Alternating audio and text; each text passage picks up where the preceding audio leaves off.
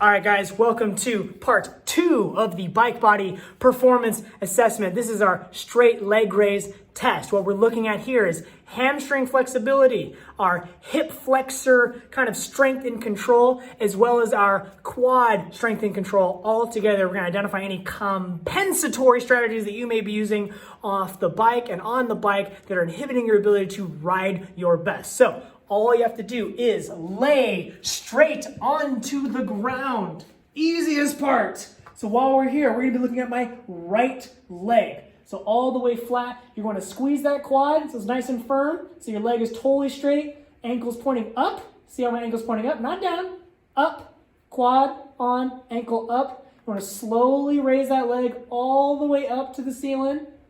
A good would be 90 degrees, meaning it's perpendicular to floor, it's straight up. A great is you can go even further, but good is 90 degrees. Quad still on, ankle pointing up that way, and no compensation on the other leg. So you don't see my other leg coming up, you don't see my pelvis pulling up there, you don't see me like arching my back to get there or anything. I'm all the way up, all right? A fair would be, you get to here, but you have to bend your knee a little bit. So as you come up, it's like, I'm going, but then my knee bends and I just can't get there. That's fair, all right? Good is all the way straight, ankle pointing up. That other leg stays driving into the ground.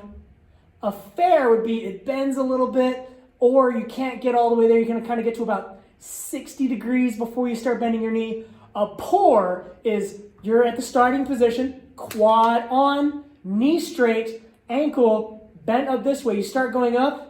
At about halfway, 45 degrees, you're done. Like you can't go any further. It's too tight, or you don't have the strength in your hip flexors in your quad. Or you get to here and it's like, oh, I start bending right away at 45 degrees. That's poor. That means you gotta start working on both the strength kind of on the anterior line of our leg, as well as the flexibility on the back of our leg so you can tolerate even getting that leg over the pedal stroke. All right, so remember the leg is extended pretty far at the bottom of the pedal stroke. If we don't have the hamstring flexibility and we don't have the quad and hip flexor strength to get our leg up and over the pedal stroke and hamstring flexibility to allow you to push all the way down, you're leaving performance on the table and you're putting yourself at risk for injury. So again, a good quad on, knee straight, ankle bent up. Bring that sucker all the way up to 90 degrees, perpendicular with the ground. No compensation on that side. You're not levering your one leg off the other. You're all the way up. Fair is you get to here, but you have to kind of bend your knee a little bit because your hamstring's too tight, but you can get to 90.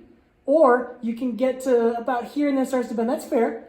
Poor is leg all the way straight and you hit halfway, 45 degrees, and it stops. Like you cannot go further. It's too tight. Or it starts to bend to compensate, all right? So that is our straight leg raise test. That's part 2 of our bike body performance assessment.